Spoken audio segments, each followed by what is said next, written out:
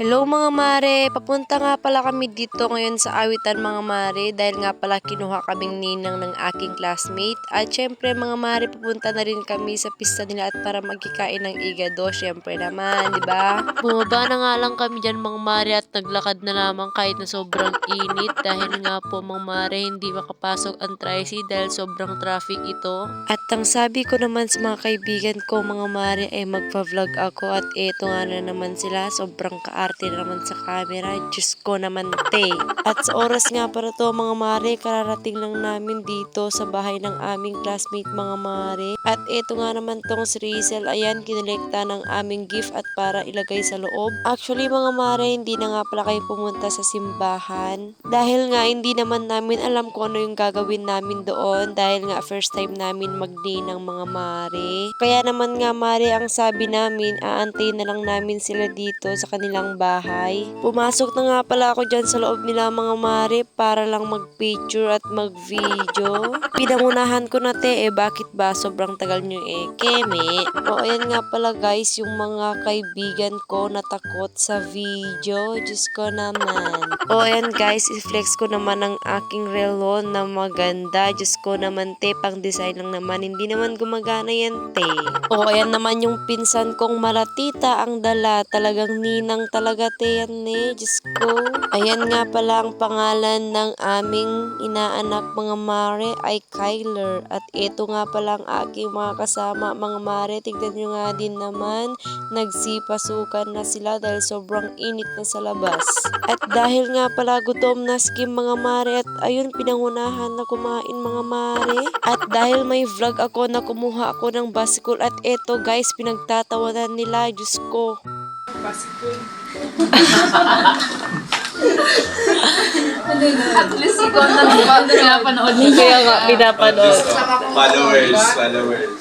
Ay, viewers. Ito yung feeling kong classmate. Kala mo naman kung sino. O, di ba? Pinagtatawanan nila ang aking mga vlog, mga mare. At syempre mga mare, ipagpapatuloy pa rin natin at least may pinapasaya tayong mga tao, di ba? Ito nga palang si Ricky na to, mga mare. Tignan nyo nga din naman suot. Shish! Diyos ko naman, ang genuine monte. Diyos ko, di ko carry to. Shish! At sa oras na nga to, mga mare, kararating lang pala nila dito galing simbahan at ayan, natulog ang baby namin. O, di ba? Tignan nyo nga din naman mga mare, yung kanyang ninang. O, di ba? Pack na pack ang sexy at sobrang ganda pa. Diyos ko naman. At sa oras na nga to, mga mare, kumain na nga rin kami dahil gutom na po kami. At kinuha ko nga palang ulam mga mare ay Shanghai at igado dahil yan naman talaga ang favorite ko kapag may pista. A few moments later. At after nga pala namin kumain mga mare at ayan nga nagpicture na nga silang pamilya. Tignan nyo nga din naman napaka-blooming ng aking classmate mga mare. Tignan nyo nga din naman parang hindi nanganak, diba? Ang ganda talaga ni Eloy. Diba? Parang nag-blooming eh. Oo, nag-blooming. Sign na yan. Para mag-asawa na rin kayo. Blooming. Ako, At sa oras na nga to mga mare, nagpaalam na nga rin kami at gusto daw na makasama ko gumala.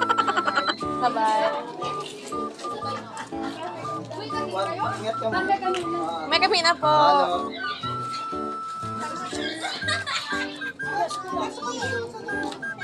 At sa oras na nga to mga mare, ayan, naglakad-lakad kami kahit sobrang init, Diyos ko naman te.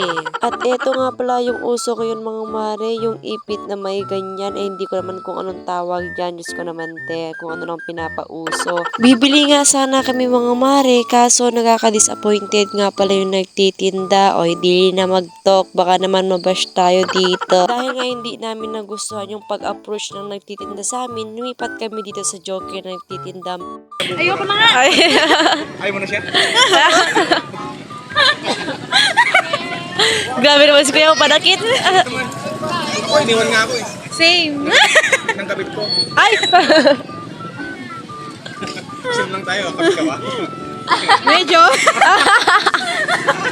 At so yun nga mga mare, bumili na nga kami ng ganyan. Di ko alam kung anong tawag dyan. Ayan nga, pinatatak ko na nga pala ang aking future na name sa pag-vlog ko, Casey Vlog po mga mare, dahil papalitan ko na yung Crizia Mini Vlog. At dahil nga pala mga mare, at wala akong mailagay dyan sa likod niyan kasi back to back nga yan, yung name na lang ng kaibigan ko ang nilagay ko mga mare. Hindi ko yan jowa mga mare ha, future pa lang. Ay, Keme, ayoko nang umasa te, sobrang sakit. Sobrang LT nang nagtitinda mga mare, talagang mapapabili ka sa wala sa oras.